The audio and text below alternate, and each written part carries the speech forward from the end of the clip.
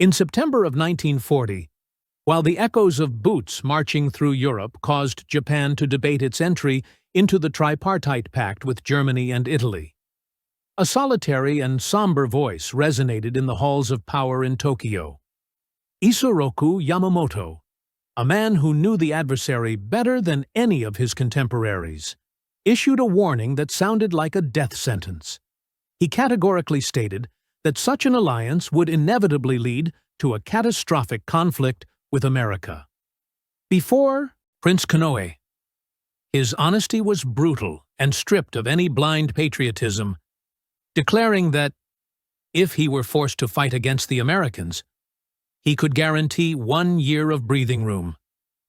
But that, after that period, there would be no guarantee of survival.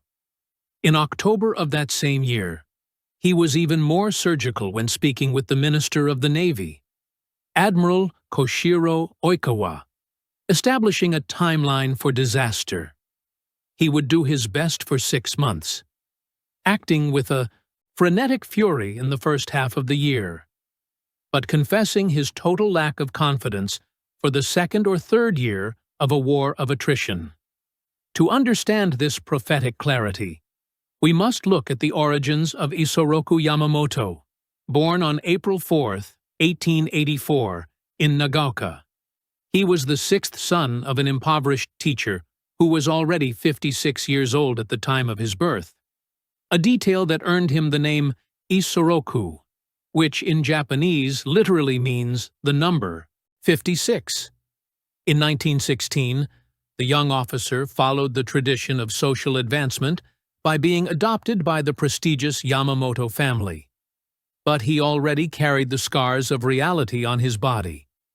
At the Battle of Tsushima in 1905, Yamamoto lost 2 fingers on his left hand while witnessing the annihilation of the Russian Baltic Fleet, a victory that intoxicated Japan with the dangerous illusion that spiritual superiority could somehow overcome material disadvantage.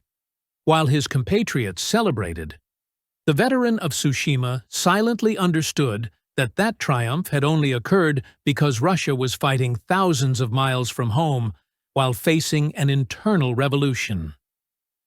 In April of 1919, Yamamoto landed at Harvard as a figure who seemed to have come from another century, wearing his naval uniform and carrying 2 traditional swords among the ivy-covered buildings of Cambridge. Officially, he was there to study English, but his mediocre grade in the language hid a clandestine and much more dangerous education. His room was not that of an ordinary student. It was an intelligence center cluttered with maps of oil fields, statistical summaries of American heavy manufacturing, and technical journals detailing world steel production. While other Japanese students attended classrooms, Yamamoto spent entire days in the Widener Library, immersed in petroleum geology and refining capacity, discovering with horror that America alone produced 65% of the planet's oil, 378 million barrels in that year of 1919 alone. Japan, in a desperate contrast, needed to import almost every drop of fuel, and ironically, most of it came from America itself. In the summer of 1920, Yamamoto positioned himself outside the Ford factory in Detroit, silently observing a scene that challenged his understanding. 20,000 workers leaving their shift, the vast majority walking toward their own private automobiles. In Japan, where even high-ranking officers rarely owned a car, that seemed like science fiction. He had traveled 900 miles just to witness what Henry Ford called the liberation of the common man. Upon entering the factory pretending to be a visiting engineering student, he saw the assembly line in full operation. A Model T coming off the line every 45 seconds. The complete process, from raw steel to the roaring engine, took only 93 minutes. In his letters to Admiral Takashita Isamu, Yamamoto described that the Americans had transformed manufacturing into an exact science, producing machines with the same ease and volume with which the Japanese produced rice, systematically, efficiently, and in quantities that defied the imagination.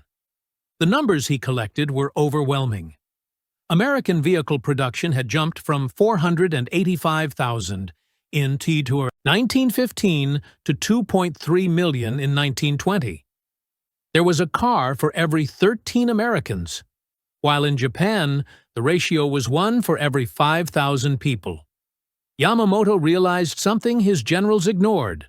Those workers skilled in the precision manufacturing of Detroit could, overnight, be converted into builders of tanks and planes, and the vast supply chains that moved forward could deliver infinite ammunition to the battlefronts. When he returned to America in 1926 as a naval attaché in Washington, his fear turned into certainty. With diplomatic status, he traveled freely to update his industrial intelligence and realized that the future of naval warfare did not reside in great battleships, but in aviation. He visited the Glenn Martin Company in Ohio, observing aircraft being mass-produced with the same techniques as Detroit. In 1926, the Americans manufactured nearly 6,000 civilian planes and 1,200 military ones, while Japan struggled to produce 200 units annually, depending on imported engines. At the River Rouge complex in Dearborn, he saw the pinnacle of integration. 2,000 acres where iron ore arrived by ship and steel was smelted on-site in blast furnaces the height of buildings. Hundreds of thousands of workers were moved by an electric plant of 400,000 horsepower. At the Bayway refinery, he saw catalytic cracking towers extracting twice as much gasoline from crude oil compared to Japanese refineries. In 1928, Yamamoto sent a 200-page report to Tokyo that should have ended any debate about the war. He proved that American manufacturing was 10 to 20 times superior to Japanese in all critical categories, that their steel was 12 times greater and oil production 100 times superior to Japanese consumption. The report, however, was classified and summarily ignored. In 1939, his fierce opposition to the war made him a target for assassination by ultra-extremists, forcing the Naval Command to transfer him to the sea as commander of the combined fleet to ensure his safety. The supreme irony of history occurred in January of 1941, when the man who knew Japan could not win was tasked with finding a way not to lose. His plan for Pearl Harbor was based on his perception of American psychology.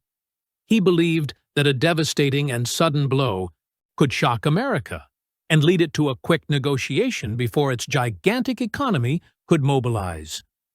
Yamamoto knew that American strength generated complacency and that Japan needed to destroy the Pacific Fleet before Detroit and River Rouge began manufacturing weapons. But, even as he planned the attack, he knew that tactical success would be followed by strategic failure. He had seen the factories, calculated the oil, and experienced mass production. The attack on Pearl Harbor left 8 battleships damaged, 188 planes destroyed, and 2,400 Americans dead. Japan celebrated in the streets with shouts of banzai, believing they had taught a lesson to the arrogant Westerners. Yamamoto, however, was concerned. He knew that the fuel tanks and the port's repair facilities had survived, and that the Americans, with their industrial capacity, would rebuild everything with a frightening speed. During the following 6 months, Japan acted frenetically as he had predicted, conquering Singapore, the Philippines, and the Dutch East Indies. But Yamamoto felt no joy. He saw the victories as fleeting illusions while the industrial colossus was still stretching. The Battle of Midway, in June of 1942, marked the exact end of the 6 months of breathing room he had promised. In a single day, 4 Japanese aircraft carriers went to the bottom of the sea, irreplaceable losses for a nation that had no way to replace pilots or ships at that speed. Upon receiving the news aboard the Yamamoto simply nodded in silence, as if he were facing the conclusion of a mathematical equation solved long ago. "The American giant is now fully awake," he told his team. In the following 18 months, America would launch 93 aircraft carriers of various types, while Japan would launch only 6. The industrial colossus had become a force of nature. In 1943, American factories produced 1 plane every 5 minutes and 1 merchant ship every day. Ford's Willow Run factory was spitting out B-24 bombers at a rate of 1 every 63 minutes. The oil situation became the Gordian knot that strangled the empire. While America produced 1.7 billion barrels annually, Japanese ships sat idle in ports for lack of fuel. Yamamoto wrote in his diary that mathematics, and not courage, would determine victory, and that mathematics condemned them. His fatalism grew. He began to take unnecessary risks, seeking death to free himself from the command of a ghost fleet. On April 18, 1943, while inspecting bases in the Solomon Islands, Yamamoto's bomber was shot down by American fighters guided by decryption technologies that Japan could never equal. He was killed by the products of the same industry that he had spent decades admiring and fearing. His body was found in the jungle, still strapped to the seat, with his hand on his sword. In his coat pocket, a poem that summarized his tragic journey said that the future belonged to those who build, not to those who destroy.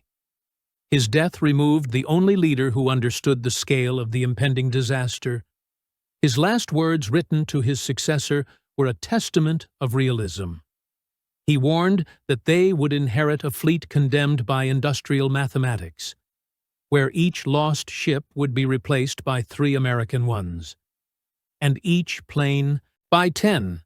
Admiral Isoroku Yamamoto died validated by the ashes of his own nation, proving to be the most tragic prophet in military history.